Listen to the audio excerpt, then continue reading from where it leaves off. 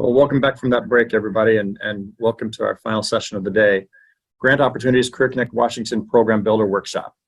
What a great couple of sessions we had so far, and I want to thank everybody for hanging in there with us and sticking out the day with us. This last 50 minutes is going to be very informative and talk about some funding opportunities we have.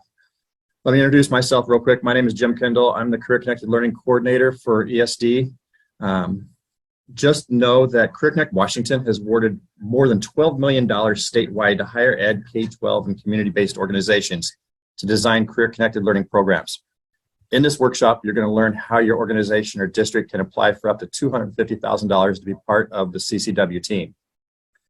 We have some great panelists with us today, and I want to take a minute and introduce each of them. Kendra Reiser, she's the Senior Project Manager for Career Connect Washington.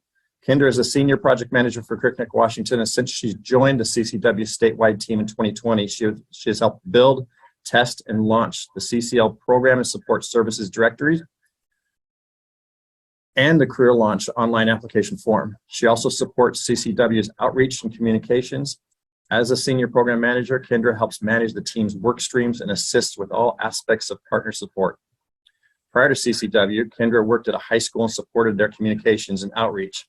She also had previously worked at a digital marketing firm and managed 6 high-profile client partnerships.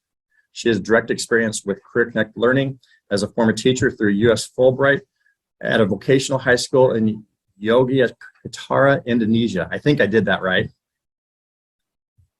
Our next panelist is Dr. Sue Kane, Director of STEM Initiatives and Strategic Partnership for North Central ESD. Dr. Kane has a passion for education, research, system design, and community building.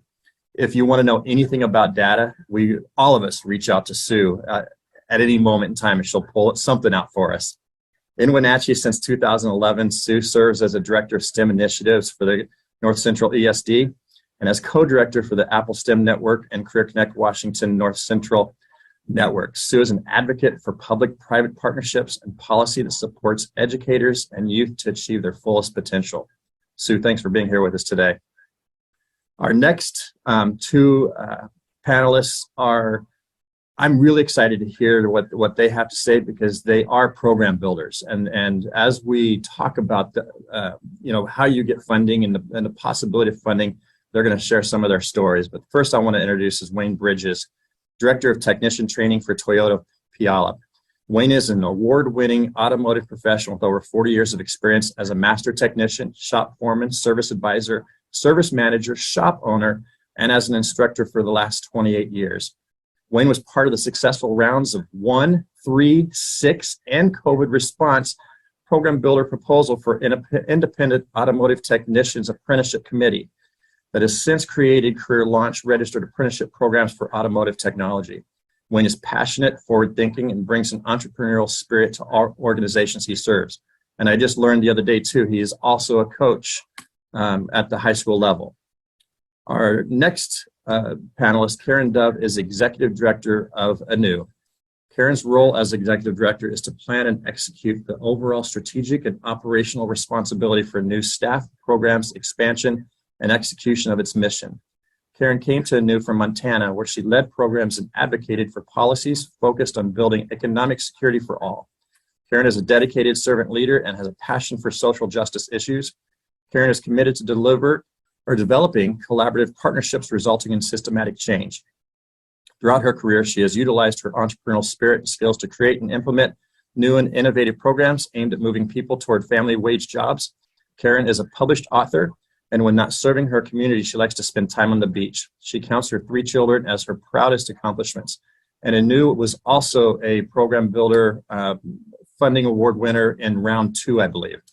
So welcome, panelists, and I'm excited to hear what you have to say. And the way we'll set this up today is just that it's going to be a conversation. And if we have questions or comments as each of us are speaking, feel free to just reach out and ask those questions. And to the participants, we have the Q&A. Please fill that Q&A box because we have 4 fabulous panelists that have a lot of history with program builder funding. And hopefully we can give you the information you need and the confidence to put a proposal together for some funding opportunities. Sue, I'm going to start with you today, and just if you can give us an overview of kind of the questions we hear is what's in it for me? Why do I become a program builder, and kind of those features and benefits? So I'm going to let you start and go from there. I'm gonna hi everybody, and it's fun to follow a couple of the panels. Was listening in on some of the overview that was shared just in the last panel, so I'm gonna kind of pick up a little bit from there, because I think Jim had asked me to talk a little bit about what good looks like. And so maybe if I start back up at that level and do that from the perspective of somebody who works as a regional network and a career-connected learning enthusiast, and frankly speaking, as a mom of 2 young sons too, I think career-connected learning and this opportunity that we have with Career Connect Washington, it lets us address something that we've been leaving for chance for too long. And so really when we look at the data that's out there, there's some aspects of our kids that are greater predictors of where they're going to go with their career trajectories than I'd like to see. I mean, maybe it's our daughter's gender, or my neighbor's zip code, or a person's race or ethnicity. Those things are better predictors right now of where a young person is going to turn out than their interest and their potential and what they want to do with their lives. And so if you've sat through the last couple sessions and it hasn't hit you that that's actually where that's the thing that we have in front of us to be able to come together and work on developing a system that's really reorganized around that young person's potential. I think that's really where we need to focus our conversation. Every young person should have that opportunity to have access to the relationships and the connections and the resources that they need to be able to carve that out. Everyone deserves that chance to learn on a path that leads to a family sustaining career. So if we start there, then being able to tell you about who needs to be at the table to build these programs is a little bit easier, because we have that common thread, whether you're coming from a college or an industry or an employer. And so I want to tell you a little bit about what that looks like by calling out what you already know from that vantage point, because the answer to Jim's question is actually a little more complicated. It depends on who you are. What's in it for you depends on who you are and what you want to bring, because it's not going to be a system that we can build entirely from our colleges or entirely from our employers. It's going to be at that intersection. So if you're here and you're representing an employer, you already know what it looks like to be a competitive candidate for your company. You already know this. If you're here representing a community-based organization, you know about the barriers that young people face. You also know about their grit and their resolve and their potential, and some of the things that youth are capable of doing that might surprise us. You know youth really well. If you're here as a workforce or economic development chamber organization, then you know about the region's needs and you know where we need to be investing as a region and as a state. And if you're here as a college, you know what it's for, also what it's like to craft a learning journey and to help individuals demonstrate what they know and what they can do. If you're here representing a labor or a professionals organization, you know what it looks like to develop the skills that that person needs for earned advancement. And so it's really going to be, all of these things coming together to be able to build the system and to be able to have access to opportunity that is equitably accessible for everybody across our region. And it's not going to be the kind of system where we go for efficiency. I am in a rural community, just north of Tri-Cities, right? I'm in Wenatchee, but I'm working in an area where oftentimes we say, okay, what's your lane? What's my lane? I'm in your lane. Who's in charge of this initiative? And then we all play our little parts. And really what this is asking us to do is get a little bit messy and get into each other's spaces in a way that is productive tension. Our program builder intermediaries, the best ones, look like somebody who can hold space for yes and kind of questions, right? Like we need to be able to get young people through to the workforce, and we need them to be prepared for what they're going to encounter and have a vision of what comes next. We need to be able to have somebody help young people demonstrate what they know, and we need to be able to hold a high standard to what they know for our employers. And it's going to be that ability to hold space in multiple dimensions is dependent on multiple organizations coming together. So the strongest career program builder proposals are going to come from not just one organization. It's going to come from that nexus, because there's something really beautiful that happens when public and private and community-based organizations come together. They can learn from each other and they can inform one another, and we end up with a better system designed that's stronger, that meets the needs of a greater number of people. So from a regional network perspective, a program building intermediary could be any one of these things, any one of these, whether you're a community-based organization or a workforce or a professionals organization, any one of you could be the thing that applies for that program builder. But don't come alone. Come alongside a K-12 partner or a higher ed partner or a workforce development entity, something that's going to tell you about a different dimension and bring a different level of expertise, not to carve into your lane, but to help you be able to see things that you didn't see before, help you open up your eyes so that you can better design that program to meet the needs of the workforce and the young people at the same time. So that's a whole lot, but that's what good looks like. In my region, some of the most successful ones have come from SkillSource, which is a community-based organization who focuses on youth that are farthest from opportunity. And they are oftentimes coming in and supporting youth who were disengaged from K-12 at some point, or maybe they graduated and they just didn't go on to any kind of post-secondary path. And it's time to kind of figure out what I need to do to be able to get a better job. They, as a lead entity, bring that perspective of young people, and they've been able to build some youth apprenticeship programs. They've been able to really be at the ground floor of development of some of our new career launch programs, and they've been a really successful program builder intermediary. And the second one that I'll tell you about from our region is our community college. Our community college has used, Wenatchee Valley College has used the program builder grant to look at a couple of the workforce programs that have been around for a long time and that have gotten, just a little bit, I'm going to say stagnant, and I don't mean it as criticism, but the advisory group maybe came and they signed off on things year after year, and these kids were getting jobs. And so everything was, it's probably pretty good. But if we really started to look at who was making it through that program, it wasn't representative of the region, and it wasn't representative of the potential in the region either. So through these program builder intermediary grants, the college was really able to drill down and bring in employers and think through what should this look like? And if we get this right, is that a competitive candidate for you? And as soon as we had those ingredients on the page, people were really excited and coming forward to say, yeah, I definitely want young people who have come through that program to come be a part of my community. And it's developed a renewed sense of pride and responsibility and partnership around our community college and our workforce programs. So I'll give you just those two as incredibly successful program builder intermediaries from the North Central region.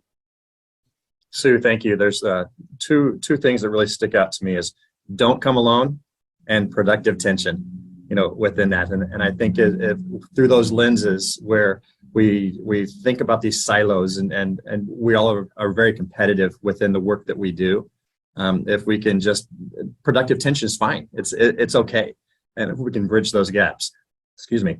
I'm going to move on to Kendra. And Kendra, I have to thank you immensely because I know that you have been under the weather a little bit and kind of gonna barrel through for us. So what I'd like for you to do, Kendra, is just kind of talk about the proposal itself. And Sue mentioned what does good look like. What are some best practices and strategies that people have used to turn in great proposals? And then we'll follow up with Wayne and Karen, who will talk a little bit about the big picture and bringing it all together. Yeah, absolutely. Thank you. And thank you. I am a little bit under the weather, so if I do go off video and mute, just know that I'm still here and still listening. Yes, so I guess I just wanted to maybe start off a little bit of when I joined CCW, it came at a time when we were almost reevaluating a little bit of the program builder funding process of how do we get more applications, and a lot of actually what Sue just touched on is how do we get applications from organizations that are most intimately aware with the needs of their region, right? And so since then, we've done a lot to rework the application, simplify the application, lengthening the application period, and then creating an online resource for those who are actually new to state funding or just new to CCW in general, or new to kind of this particular type of funding. And then we also wanted to emphasize the importance of tapping into the existing network of partners within CCW. And that's kind of where the best practices come in for when you put together an application. If you're at that point where you're saying, I'm ready to take the next steps, I'm ready to apply, then that's where you really, we want to see that you understand, the review team really wants to see that you understand the coalition that you're joining, that you're understand the role of regional networks, like Sue mentioned. And Sue is the director of the regional network. And program builders and the sector intermediaries and our career-connected learning coordinators. So you do understand, I know who Jim is, and I know how Jim might be able to connect and help me and provide technical assistance throughout this application process, right? And so that's going to be a huge part of the application, is just understanding what CCW is and what it does and what career-connected learning can do for the students within your region. And I say students, but that's inclusive of young people, out of school youth as well. So, and a big part of that is making sure that you are connecting during the application process early and often with your partners, whether it's your regional network director in this area, in this particular region, or the career connected learning coordinator, to provide technical assistance, to provide insights into kind of how you might improve your application, and also connecting with existing program builders that are in your region, right? So somebody may have already received grant funding and would be willing to partner or see about expanding or scaling their existing program, or even provide their own best practices and tips for how to strengthen your application. But it is definitely important to review what program builders already exist, and keep in mind, am I trying to recreate something? And would I be better served by partnering with one of the existing program builders? So those are, it does require some research, some reflection, some time and meeting with folks, but that's going to be the key to putting together kind of a strong and competitive application. And then the other big piece that I'll emphasize is, a lot of the folks who are reviewing these applications may not be familiar with your program or the work, or your organization, or the work that you do. And it's so important to really paint a picture for the reviewer about what the experience for the participant will be. Right? They might see a bunch of acronyms on a page, and that's not going to maybe come to life as much as an actual narrative about what the student, and again, I say student, participant experience will be like in your proposed, program once it is developed. And things like, are you using an existing curriculum? If so, which one? Is this a CTE program, a Core Plus program? Is this new? Think questions like, where is this program taking place? Where is the classroom piece occurring? Where's the work site? All of those are kind of a piece of building that picture for the reviewer, so that they understand and can really almost bring to life what your application is proposing. And then the last big piece that I'll emphasize is, I think that we're in the 10th round right now of program builders, and the review team has gotten a lot of applications at this point, and they've seen a lot of, I'd say, equity statements come through. And I think at this point, it's really important for program builder applications to take the next step in that, right? It's not just an equity statement, but the commitment to equity should be woven throughout the application, and it should be specific to the participants of the program. So it should include information on the communities. Your application should include information on the communities that you intend to serve. And your application should definitely demonstrate that you understand the needs of the communities that you're intending to serve, that you understand the barriers to access, and that you have an actual plan for how to address those barriers to access. And finally, that student and that youth voice is incorporated into the development of that program. And I'll add one more point, which is actually based on what you were saying, Sue. If you are coming kind of to the table as a consortium or as a group, right, application is that any partner in your application should have a very clear role identified, because the reviewer might not understand how everybody is working together unless you're describing that. So that's a really important piece, right? Is there's a number of applications that have come through that might look almost maybe disconnected because the connections are not specified between, hey, when we say this person, this is going to be their role in the program development, and then this organization is going to be responsible for this, and then we're the lead applicant and this is our role. So that's going to be a really important piece as well. If you are coming kind of with multiple partners, that's all squared away and that's clear to the reviewer.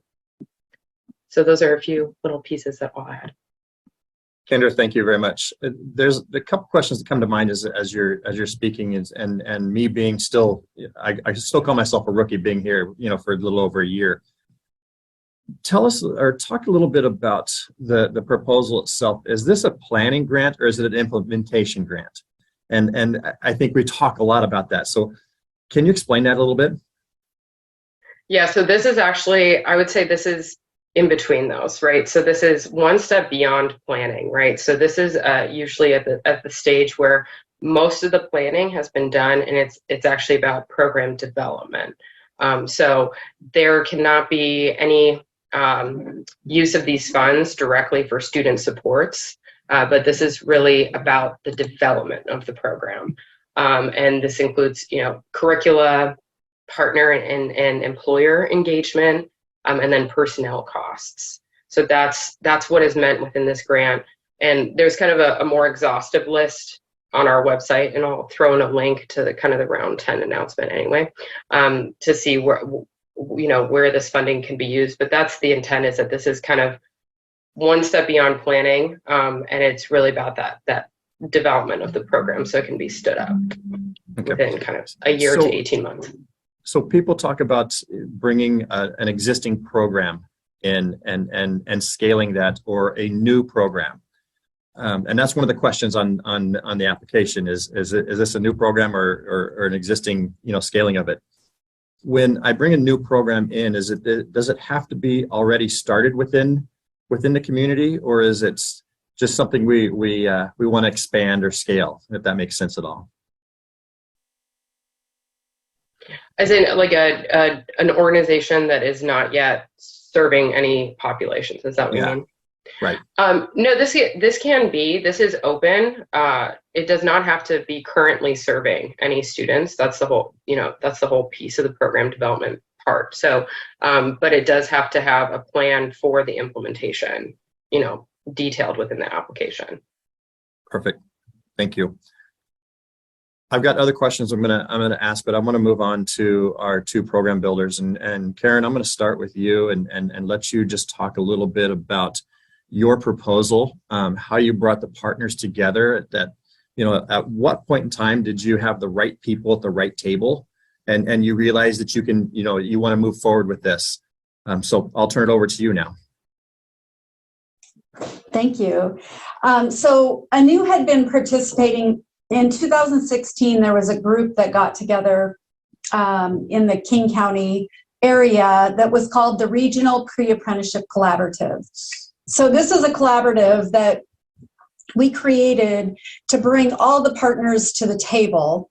And that includes the employer partners, the apprenticeship programs, labor, contractors, schools, all of those parties were already at the table, and we were meeting on a monthly basis with the mission of this group was to build a regional pre-apprenticeship system which provides a direct and sustainable pathway to concrete, high-paying careers with benefits for local low-income residents, especially African Americans, females, and people of color.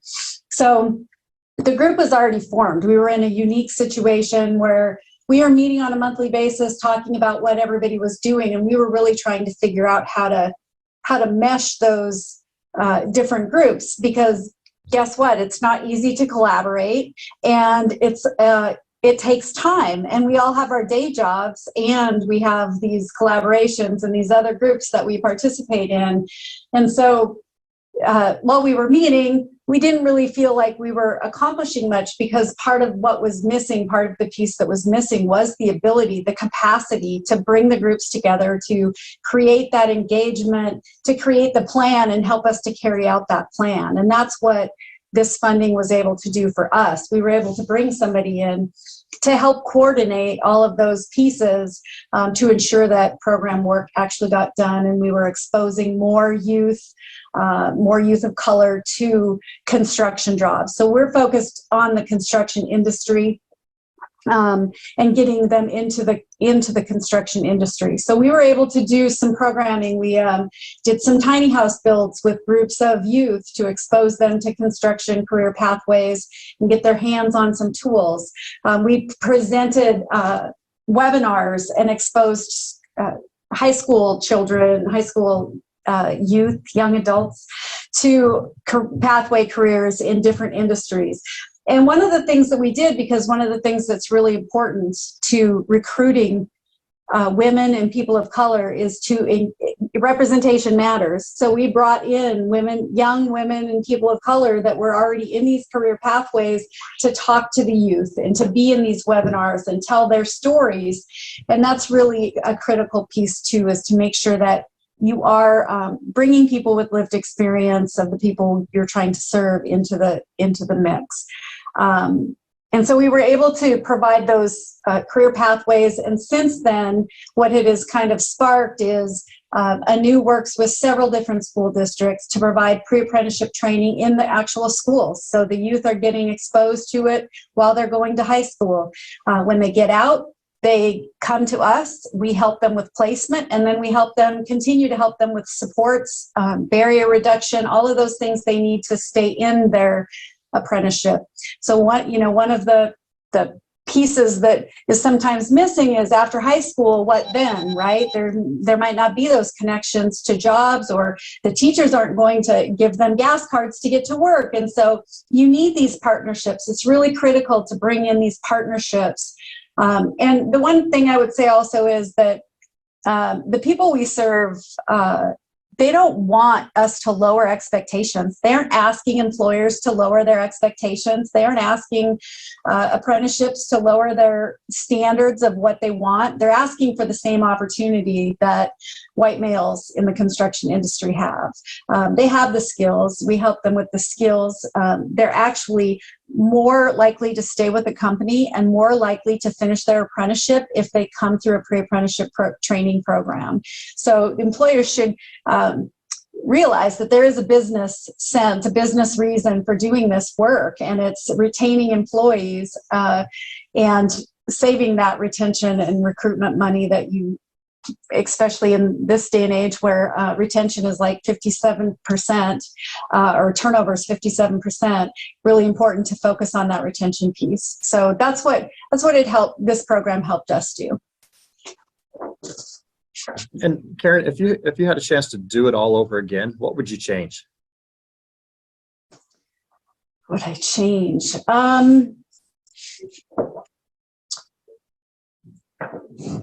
The tricky part to grant funding is always the short terms, right? A year in the realm of what the work that we do is a very short period of time. And so, multi-year funding is, and keeping those partners together for multiple years, it often takes more than 1 year to get the collaborations working seamlessly so that everybody's doing everything that needs to be done. And so that's really the only The only thing that I can say, there's a lot of, I think even when you have learning from experiences, it's a good thing, right? You learn something new that you can do in the next round. I don't see those as failures. I see them as opportunities. And so I don't think that I would change anything about the programming that we did. It is, collaboration is difficult. And so this money is critical to help programs have that glue that brings everybody together. That's kind of the way I look at it. This is the glue that's bringing everybody together. Absolutely. Thank you. Just a quick reminder to all the participants, if you have any questions, please drop them into the Q&A. We'll grab them out and answer them as we go along. I've got a list of questions I want to ask as we get done, but we're going to move on to Wayne. And like I said, Wayne, round 1, 3, 6, and COVID response. You were part of writing award-winning proposals to the CCW. Tell us a little bit more about that and kind of, again, touch on best practices and strategies and partnerships within all of that work. So I think for us, one thing that really helped us, especially with the round 1, was that a group of us through the Northwest Auto Care Alliance, a group of volunteers, put together and got an automotive apprenticeship registered through the state of Washington. But we didn't have any finances to make it go. And we found out about the Career Connect,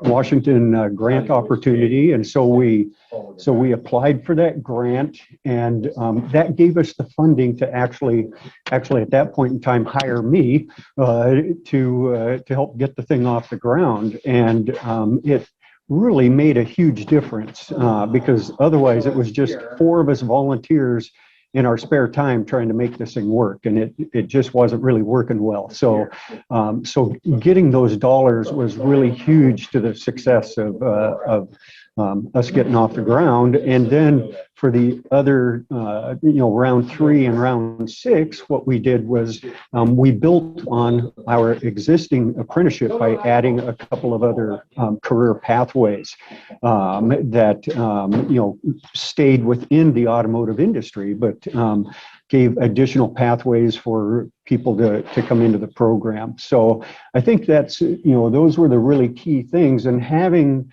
a really good, strong backing of employer support through the Northwest Auto Care Alliance really helped with that.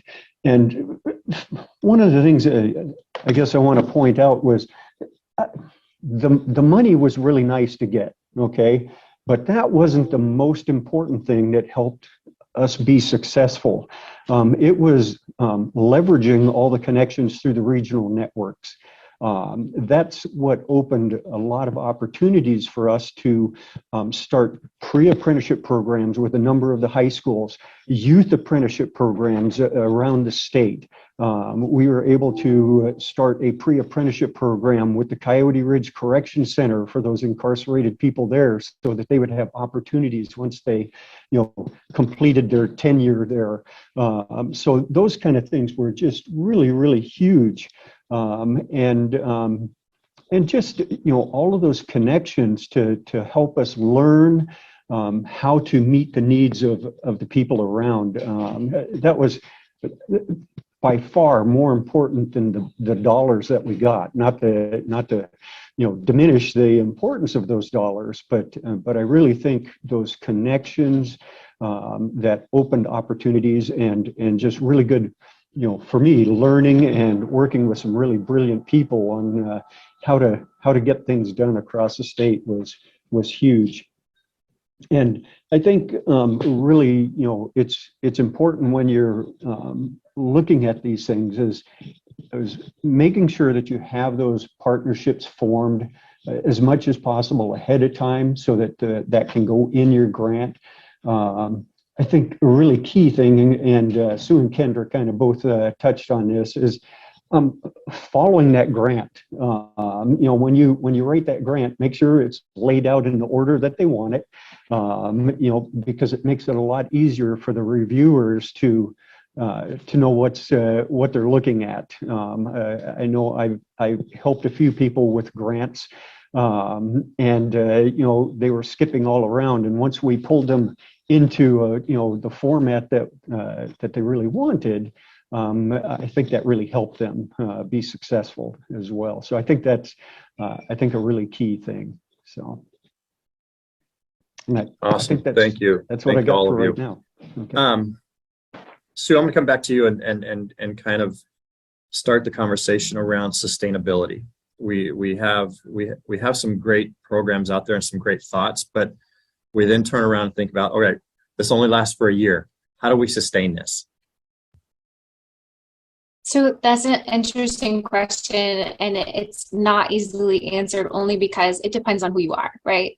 And if you are working with your coordinator, your regional network, sustainability conversations are going to be something that they will wrap around you and help you think through. Because in some cases, there are funding formulas. I mentioned the college has been super successful at using these program building intermediaries to really make their programs more intentionally focused on who they're serving and where they're going. And less about the way that the college program used to be offered. So it's modernizing that program. In that case, there is inherent structure in how that program is then maintained because it's based on the enrollments.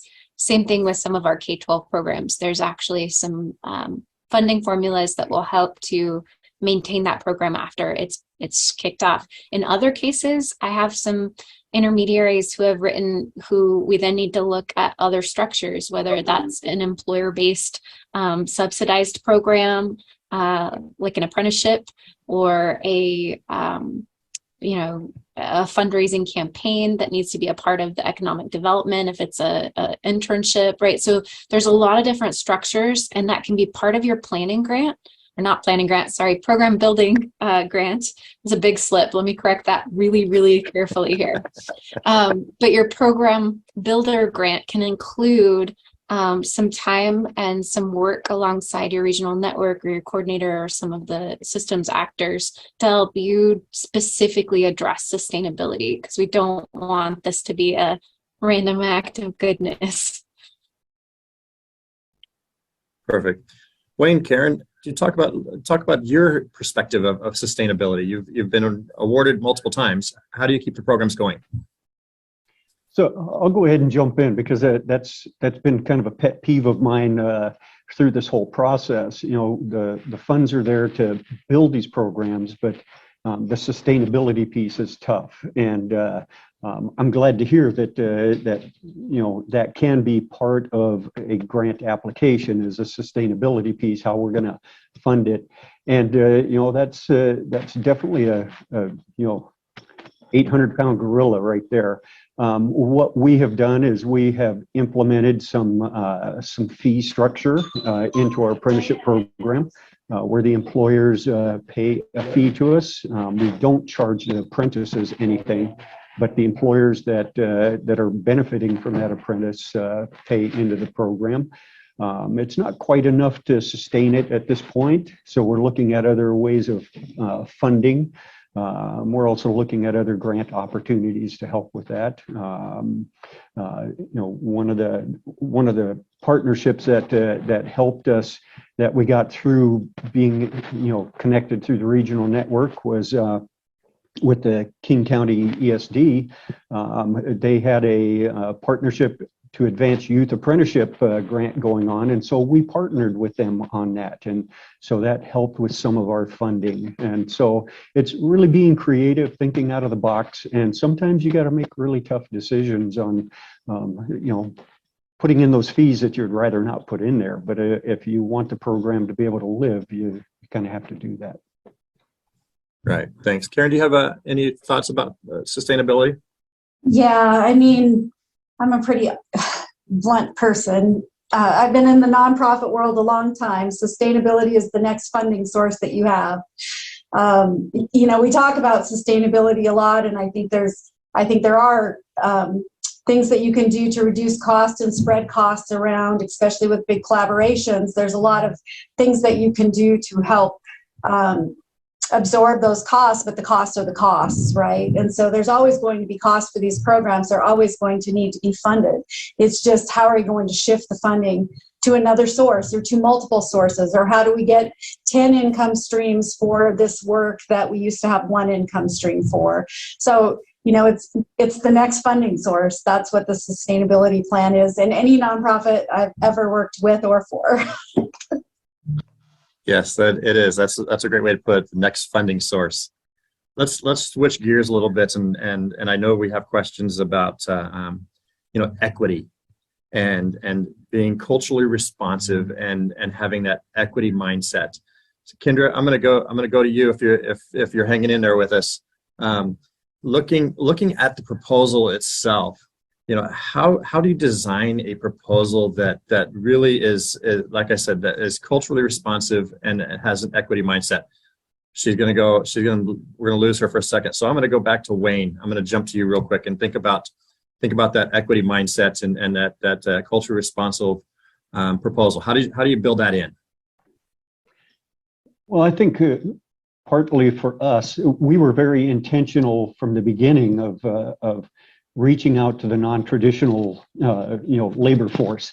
And so, in our proposal, we kind of spelled out what our plan was, how we were going to reach out to them, who we were going to target, and things like that. I put it in the earlier discussion from the previous session that you have to be intentional. Especially getting the word out and letting people know that there's opportunities out there, and just because your grandpa didn't do this doesn't mean you can't do it. It's getting the message out to the populations out there that haven't historically been attracted into whatever industry you're in. We get that frog in a box kind of mentality that we're stuck here, and helping people understand that you don't have to be that way. And then the other thing I think is, especially when we're talking about skilled trades, is helping young people and especially their parents understand that there's nothing wrong with skilled trades. I think that was discussed earlier too, but educating them about the opportunities. Here at Toyota Puyallup, I've got technicians that I'm working with downstairs that there's a 28-year-old guy down there that made $80,000 last year, working on cars. There's an experienced technician down there that made $150,000 last year working on cars. So letting them know what the opportunities are out there, and none of those guys that are downstairs have any student debt, except for the one guy that was a banker before he became an auto technician and found out he hated being a banker. So it's just educating people. That's the key, and being intentional. Sure. Thanks. Kendra, you doing all right?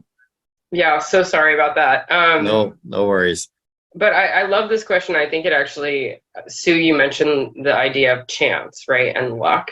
And I think that's a really important part of program building, right, is actually saying how you're going to go beyond word of mouth, or just the fact that a particular student, we've heard, instances where a student says, well, I just so happened to be in this class with this teacher who knew about this program and connected me with this, CTE program, for example. And how is that, but maybe a peer wasn't in that same situation, but could have also been connected into that amazing course, right?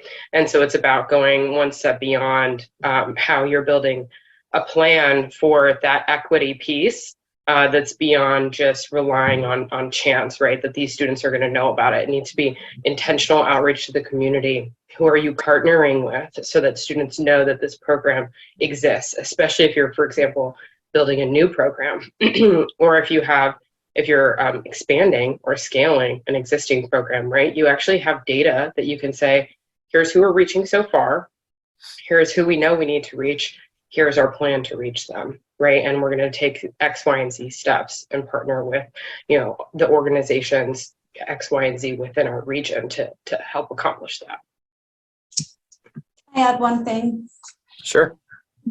It's important not only to recruit them in, but then you have the issue of retaining them in the industry, right? And if they're going into an industry that is not necessarily kind to these populations, we need to get the employers on board. We need to have them understand what needs to be done, and we need to create respectful workplaces. And there needs to be training and discussion on that side too, because just getting them in is not enough. And we can't get them into an industry where we know they're going to be facing nooses on job sites or sexual harassment constantly and not address that part of the problem too. Awesome. Great. That's a great answer. I'm going to switch it up a little bit. There's a couple of other kind of question themes I want to talk about. Kendra, I'm going to come back to you and say that I am a program builder and I am wanting to put a proposal in. What kind of support do I get from CCW within this? Right. So before you're officially deemed kind of a program builder and before we're assuming, right, that they're not yet a program builder. Is that what you said, Joe? Yeah. So the great part is that you have a number of partners on this, everybody on this call really that you're seeing on this panel right now. And I'll especially highlight the regional network directors. Deb and Sue are with us, but there's one for every, there's 9 regions within kind of the CCW Washington state map aligned with the education service districts and career connected coordinators as well. And that's a great first place to go, right? They're a wealth of resource and have kind of like the full history of these programs within the region. And we'll be able to provide kind of that technical assistance, but also that connection piece of saying, hey, have you considered partnering, or have you considered reaching out? Have you considered working with these folks? Let me make that connection for you. And then I also know a number of regional networks and coordinators are providing that technical assistance piece, right? So that they have that expertise. Many of them have actually sat on the review and are knowledgeable about what the review committee will be looking for and what they can expect, right, when putting together that application. So that's an amazing resource, and it's really the first place that I recommend everybody go to. Awesome. And I'll also say for this particular round, its deadline is December 30th, which is, vacation central for most folks. So if you have any interest, I will say, I definitely recommend that you reach out to the regional network director and career connected learning coordinator for your region this month. Really early, just saying that you're interested, right? And whether you're considering round 10 or even like a future round, now is the time to start and start having those conversations. So the earlier the better. Absolutely. We're going to put a slide up here in just a second that talks about round 10 and some important dates. Last question I kind of want to throw out there for all of you. We've heard this theme throughout all 3 sessions today is those disengaged students, those students that kind of fall through the cracks, right? What are some strategies that I think, Sue, you mentioned Skill Source, and I think that there's opportunities out there. How do we find those opportunities to get those disengaged students or those students furthest from opportunity to become a part of program builders? I'm going to throw in my 30-second two cents from my mom hat, right? Like these kids are in our community, these young adults are in our community. So just start talking to young adults because you just don't know who is sitting there next to you at, when you're out in public, when you're out in the grocery store, when you're running an event, when you're bumping into somebody in the post office line. We need to look up and start talking to each other again. And this is coming from somebody who's in a region where you can't once they leave that K-12 system, we can't rely on the school to do outreach.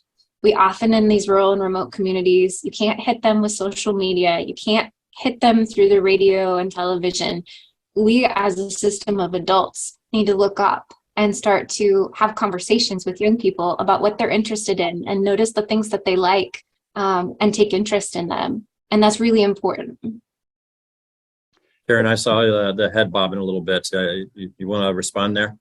Yeah, I agree. And I would also say that what we find is a lot of disconnected youth were disconnected because they struggled in school, right? Sitting behind a desk, doing what they didn't want to be doing. And so giving them hands-on activities, showing them that there's another pathway, letting them build and create something.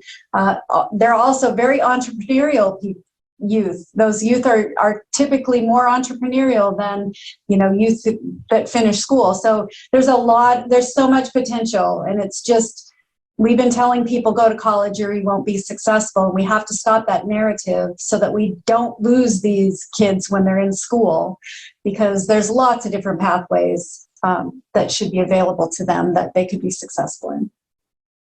Great. Wayne, I'm going to give you the last word.